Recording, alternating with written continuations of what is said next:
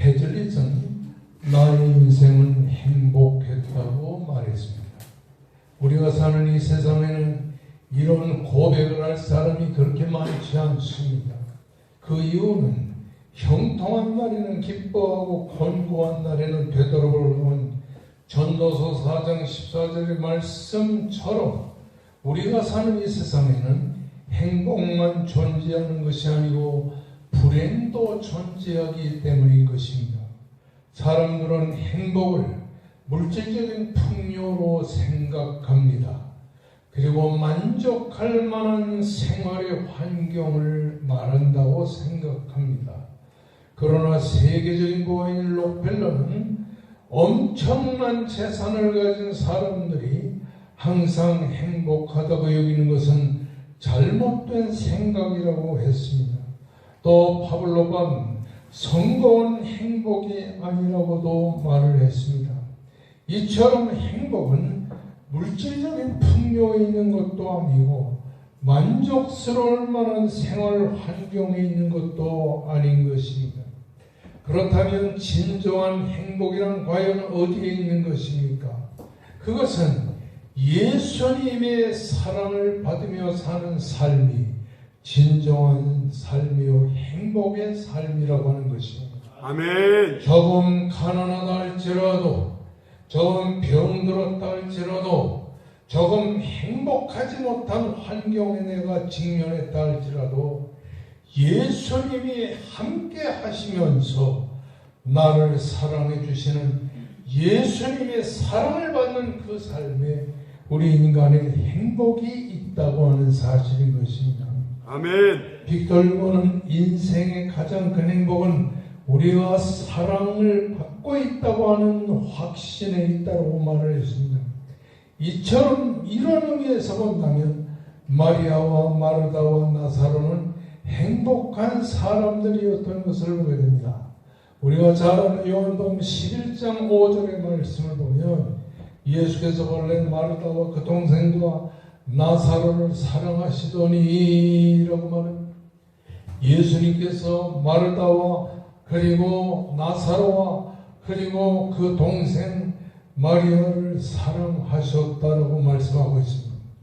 여기서 예수님이 그들을 사랑했다는 이 사랑은 아카페의 사랑인데 끊임없이 사랑했다고 하는 말입니다. 미완료 시상을 말합니다. 마르다와 마리아와 나사로가 때로는 예수님을 멀리할 때도 있고 때로는 낙심할 때도 있고 좌절할 때도 있었어도 예수님의 사랑은 지속적인 사랑이요 끊임없는 사랑이라고 하는 사실인 것입니다. 아멘. 예수님이 마르다와 마리아와 나사로를 사랑하시다. 이런 사랑을 받으면서 예수님을 모시고 사는 삶은 진정한 행복의 삶이요 은혜의 삶이라고 하는 사실인 것입니다. 아멘. 베다니는 가난한 사람들이 옹기종기 모여 사는 동네였습니다. 마르다와 마리아와 나사로는 이런 가난한 동네에 살았습니다. 예수님을 모시고 살았습니다. 그러므로 그들의 삶은 행복한 삶이었다고 하는 사실인 것입니다. 예수님은 유다 땅에서 복음을 전하시다가 시도 때도 없이 마르다와 마리아와 나사로의 가정을 찾아오셔서 함께 음식을 했던 것을 보게 되는 것입니다. 오늘 이 본문의 말씀은 요한복음 12장의 내용, 수전절인 겨울철과 6월절인 봄 사이에 3월 또는 4월 동안에 일어난 사건을 기술한다고 보는 것이 옳으니 우리는 이 본문의 말씀에서 세 종류의 사람을 볼 수 있습니다. 첫째로는 나사로를 볼 수 있습니다. 나사로는 어떤 사람이에요? 나사로형 인간을 우리에게 보여주고 있다고 하는 사실인 것입니다. 오늘 보면 2절의 말씀을 보면 이곳은 예수께서 죽은 자 가운데서 살리신 나사로가 있는 곳이라 말씀하고 있는 것입니다. 이렇게 나사로가 있는 그 베다니로 예수님이 찾아오셨습니다. 11절 말씀을 보면 나사로 때문에 많은 유대인들이 가서 예수를 믿음이로라고 말씀하고 있는 것입니다. 나사로라고 하는 말은 신약시대 엘르아살이라고 하는 이름의 준말이 되겠습니다. 엘르아살이라고 하는 헬라어는 하나님은 나의 도움이시라는 것을 보여주는 것입니다. 과연 나사로는 예수님이 이렇게 언제나 찾아와서 죽었을 때 부활시켜 주시고 병들었을 때 일으켜 주시는 능력의 하나님이라는 사실을 이 본문이 보여주고 있는 것입니다. 아멘. 예수께서 나사로를 살려주셨습니다. 이 1절의 말씀에 이곳은 베다니 예수께서 죽은 자 가운데서 살리신 나사로가 있는 것이라. 이렇게 나사로는 예수님이 살려주신 부활의 체험을 한 나사로라고 하는 사실인 것입니다. 성경을 쭉 보게 되면 오늘 요한복음 11장 4절과 요한복음 15장 15절의 말씀을 보면 예수님께서 죽은 나사로를 살려내신 것은 두 가지 이유가 있기 때문이라는 사실입니다. 요한복음 11장 4절의 말씀 보면 하나님의 영광을 위함이요 하나님이 이로 말미암아 영광을 받게 하시려고 나사로를 죽음 가운데서 살려주셨다라고 하는 사실입니다. 아멘. 따라서 하나님의 영광을 위하여 하나님의 영광을 위하여 죽은 나사로를 살리셨다. 살리셨다. 할렐루야. 아멘. 요한복음 15장 15절의 말씀 보면 내가 거기 있지 아니하는 것을 너희를 위하여 기뻐하노니 이는 너희로 믿게 하려 함이라. 그러니까 먼저 주님께서 나사로를 죽은 가운데서 살리신 것은 하나님이 영광을 받으시게 하기 위하여 이 나사로를 죽은 가운데서 살리셨고, 둘째로는 이 나사로의 죽음으로 말미암아 그가 부활한 그 사건으로 말미암아서 많은 사람이 그 사건을 보고 믿게 하려 함이라고 하는 말씀입니다. 아멘. 여러분이 잘 아는 요한복음 11장 25절 26절의 말씀 보면 예수께서 이르시되 나는 부활이요 생명이니 나를 믿는 자는 죽어도 살겠고 무릇 살아서 나를 믿는 자는 영원히 죽지 아니하리니 이것을 내가 믿느냐 이렇게 말씀했습니다. 예수님은 뭐예요? 예수님은 부활이요 생명이라고 하는 사실을 이 본문이 우리에게 말합니다. 그러므로 부활의 주님을 내가 만나면 죽은 가운데서 다시 사는 이런 생명의 역사, 부활의 역사가 일어난다고 하는 사실인 것입니다. 아멘. 나는 부활이요 나는 생명이니 이렇게 말하니까 마르다가 신앙 고백합니다. 그러하외다 주는 그리스도시요 세상에 오시는 하나님의 아들이신 줄 내가 믿나이다. 아멘. 이렇게 고백합니다. 그러니까 예수님께서 마르다에게 말합니다. 돌을 옮겨 놓으라. 그러니까 마르다가 주님 죽은 지가 나흘이 돼서 벌써 썩은 냄새가 나나이다. 그러니까 예수께서 이르시되 내 말이 내가 믿으면 하나님의 영광을 보리라 하지 아니하였느냐? 내가 믿으면 하나님의 영광을 보리라 하지 아니하였느냐? 이 말을 듣고 마르다가 이 죽은 나사로의 그 무덤에 돌을 옮겨 놓게 되는 것입니다. 그러니까 예수님께서 그 무덤에 돌을 옮겨 놓으신 이후에 큰 소리로 말합니다. 나사로야 나오라. 큰 소리로 나사로야 나오라. 여기에 큰 소리로라고 하는 말은 여기 큰 소리라는 말은 명사로 되어 있어요. 동사로 되어 있지 않고 명사로 되어 있어요. 이것은 큰 소리를 아주 강조하는 것입니다.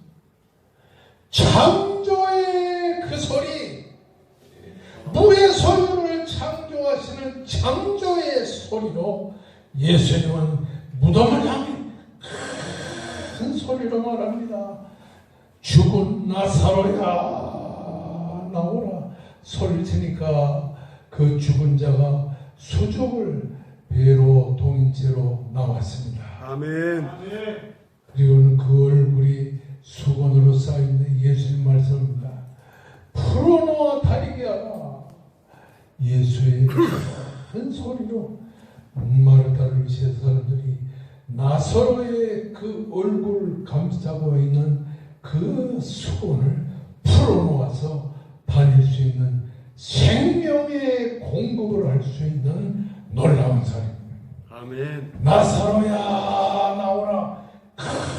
큰 소리로 말을 했습니다. 여러분, 기억할 것이 무엇입니까? 그렇습니다.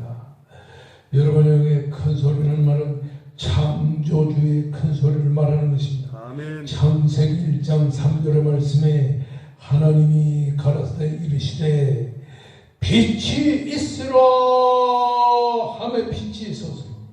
이와 같이 무의 소유를 창조하시는 하나님으로서의 큰 소리를 질렀어요. 나사로야 일어나 나오라. 그러니까 죽은 나사로에게 생명이 공급되면서 죽었던 나사로가 다시 사는 놀라운 역사가 일어나게 된 것입니다. 아멘. 이런 나사로의 부활의 역사가 일어나게 될 때 어떤 역사가 일어나는가? 45절에 보면 마리아에게 와서 예수께서 한 일을 본 많은 유대인들이 그를 믿었더라. 아멘. 예수님께서 죽은 나사로를 다시 살리는 부활의 역사를 일으키게 되니까 거기에 유대인들이 위로하려고 왔다가 그 나사로가 사는 걸 보고 이야, 예수님이 죽은 나사로를 다시 살렸구나. 이렇게 예수님이 부활의 역사를 일으키는 것을 믿었다고 하는 사실인 것입니다. 오늘 우리가 12장 1절의 말씀 보면 이곳은 예수께서 죽은 자 가운데서 살리신 나사로가 있는 것이라. 베단이라고 하는 동네, 마르다의 집, 그것은 죽은 가운데서 나사로를 살리신 그 부활의 역사가 일어나는 것이었다고 하는 사실입니다. 아멘. 나사로 때문에 많은 유대인들이 가서 예수를 믿게 되었습니다. 그렇습니다. 오늘도 부활의 역사가 일어나면 믿음의 역사가 일어나는 걸 믿으시기를 바랍니다. 아멘. 그렇습니다. 믿음의 생활이 다 죽어 있던 사람이 예수를 통하여 믿는 생활의 역사가 일어나며 기도의 생활이 다시 살아나며 말씀을 사모하는 생활이 다시 살아나며 그리고 헌신하는 생활이 다시 사는 이런 부활의 역사가 일어나면 믿음의 역사가 일어나게 된다고 하는 사실을 믿으시기를 주의 이름으로 축원합니다. 아멘. 여러분, 나사로는 부활의 나사로, 죽은 나사로가 다시 사는 것처럼 죽은 기도 생활이 다시 살아나고 죽은 말씀 생활이 다시 살아나고 죽은 믿음의 생활이 다시 사는 부활의 역사, 나사로를 통해 일어나게 됐다고 하는 사실입니다. 아멘. 두 번째는 마르다 형인사가 있습니다. 오늘 2절의 말씀 보면 거기서 예수를 위하여 잔치할 새 마르다는 일을 하고 따라서 마르다는 일을 하고 마르다는 주님을 위해서 열심히 일을 했다고 하는 사실인 것입니다. 누가복음 10장 40절의 말씀하면 그동안 예수를 통해 많은 경험을 받고 성숙한 신앙의 자리에 임하는 이 현실적인 상황 앞에서 마르다라 이름하는 한 여자가 자기 집으로 예수를 영접하고 그리고는 예수님을 안방에 모시고 나서 예수님을 위하여 음식을 준비하는데 음식 준비하는 일이 많아 마음이 분주한지라 말씀했습니다. 여러분, 오늘 본문 2절에는 마르다는 일을 하고 했는데 누가복음 10장 40절에는 준비하는 일이 많아. 그냥 뭐 예수님 오실 때 신라면이나 끓여주는 정도가 아니고 예수님이 오셨을 때 온갖 여러 가지 준비하는 음식들이 많았기 때문에 마음이 분주할 정도로 음식 준비를 많이 했습니다. 이렇게 마르다는 어떤 사람인가 하면 열성적인 봉사의 사람이었다는 사실입니다. 누구보다 먼저 예수님을 영접하고 누구보다 먼저 부엌에 나가서 예수님을 위해 열심히 일을 했단 말입니다. 여기 누가복음 10장 40절에 따르니까 마르다는 준비하는 일이 많아 그 마음이 분주한지라. 그 마음이 분주하다고 하는 말은 사방에서 끌어오는 것을 말하는 것입니다. 여기 가서 이 물건도 사오고 저기 가서 저 물건도 사오고 이 집의 물건도 빌리고 저 집의 물건도 빌리고 하면서 예수님을 영접하고 예수님을 대접하기 위해 준비하는 일을 많이 했던, 이만큼 마르다는 봉사하는 일에 최선을 다했다고 하는 사실을 이 성경이 보여주고 있는 말입니다. 세 번째는 마리아형 신자가 있습니다. 요한복음 12장 3절의 말씀 보면 마리아는 지극히 비싼 향유 곧 순전한 나도 한 근을 가져다가 예수의 발 앞에 붓고 자기 머리털로 그의 발을 닦으매 향유 냄새가 집에 가득하더라고 말씀합니다. 여기 나드 향유는 인도 지방에서도 동쪽 인도 지방에서 나는 식물에서 채취한 향유인데 이 유대에서는 채취가 불가능하기 때문에 가격이 엄청나게 비쌌던 것을 보게 됩니다. 다른 성경에 보면 300데나리온의 많은 돈을 줘야 나드 향유 한 옥합을 갖다가 살 수가 있었습니다. 300데나리온이라고 하는 것은 노동자가 1년 동안 일을 할 수 있는 그 노동자의 1년 동안의 일에 해당하는 많은 값입니다. 요즘에는 보통 노동자가 기술이 조금 있는 사람은 하루에 30만 원. 그러면 한 달에 한 20일 정도 일을 한다고 하니까 2, 3년 한 600만 원. 1년에 한 7,200만 원 정도 되는 그 나드 향유. 그것을 가지고서 지금 예수님의 머리에 부었어요? 여기 뭐라고 그러냐면 예수님의 머리에 붓는 것이 아니라 발에다 부었다고 말씀했습니다. 여러분, 잔치집에 있으면요, 귀한 손님이 오면 손님의 머리에 나드 향유를 붓는데 오늘은 예수님의 머리에 붓는 것이 아니라 예수님의 발에다가 기름을 부는, 이거는 지극히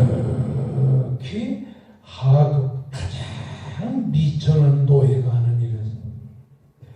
그리고 이 향유를 이 발위에 붓고, 그리고 그 당시에는 음식을 먹을 때 그냥 앉아서 먹는 게 아니라 비스듬히 엎드려서 발을 뻗치고서는 그리고서 음식을 유대인들이 먹었는데, 그런 예수님의 발에다가 그 기름을 붓고 그리고는 머리털로 예수님의 발을 닦았다라고 하는 사람. 자기를 낮추는, 자기는 한없이 지극히 하급인 노예, 나는 부족함이 많은 사람들, 이런 고백인 것입니다. 예수에 대한 마리아의 전폭적인 헌신을 여기서 강조하고 있는 것입니다. 나사로를 살리신 예수님의 사랑과 예수님의 은혜에 감사하는 행위를 지금 이 본문이 강조하고 있습니다. 그리고는 이 예수님의 발에다가 기름을 붓고 머리털로 그 발을 닦았다는 말은 나는 예수님의 제자입니다. 나는 주님을 순종하며 살겠습니다라는 말입니다. 그리고 나서는 예수 그리스도의 십자가의 죽으심을 예견하면서 드린 이런 상황이라고 하는 사실을 보여주는 것입니다. 그렇습니다. 이 나사로의 그 누이 동생이 되는 마리아의 헌신이 온 집에 향기가 가득하게 됐다고 하는 사실입니다. 그러면 마리아가 어떻게 그런 헌신을 할 수 있었는가? 따라하시자. 말씀으로 받은 은혜로 헌신의 심령이 생긴다. 헌신의 심령이 생겼다. 누가복음 10장 39절의 말씀 보면 그에게 마리아라는 동생이 있어 주의 발치에 앉아 그의 말씀을 듣더니 이 마리아는 예수님의 발치에 무릎을 꿇고 앉아서 주님이 주시는 놀라운 말씀을 듣고 있었다라고 하는 사실입니다. 아멘. 시편 119편 103절의 말씀 보면 주의 말씀에 마치 맛이 내게 어찌 그리 단지요. 이 하나님의 은혜로 주시는 생명의 말씀을 들으니까 그 생명의 말씀의 맛이 어찌 그리 단지. 마리아는 놀라운 주님의 말씀을 들으면서 그 주님의 말씀에 깊은 세계에 들어가게 됐다고 하는 사실입니다. 아멘. 출애굽기 14장 3절의 말씀 보면 모든 말씀을 우리가 준행하리이다라고 말씀하고 있는 것입니다.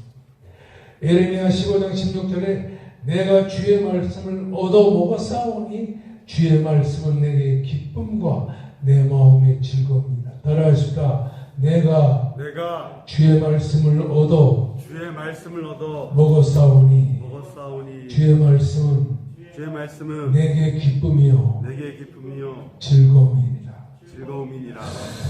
마리아가 주님의 말씀을 듣다 보니까 그 꿀보다도 더한 하나님의 말씀을 들으면서 기쁨과 즐거움이 충만하게 생기면서 놀라운 은혜의 자리에 들어가게 되었습니다. 여기 보니까 누가복음 10장 39절에 그의 말씀을 듣더니, 여기 듣더니라고 하는 말은 미완료 시상이에요. 그냥 주님의 말씀이 끝날 때까지 계속해서 듣고 있는 상황을 우리들에게 강조하고 있는 말씀이라고 하는 사실인 것입니다. 아멘. 이렇게 하나님의 말씀을 들으며 기쁨과 즐거움이 마음속에 충만하게 되니까 그 말씀을 들은 힘이 예수님에게 헌신하고 기름을 붓고 그 발에 기름을 붓고 그리고 머리털로 예수님의 발을 깨끗이 씻는 헌신의 놀라운 생활을 살게 되었습니다.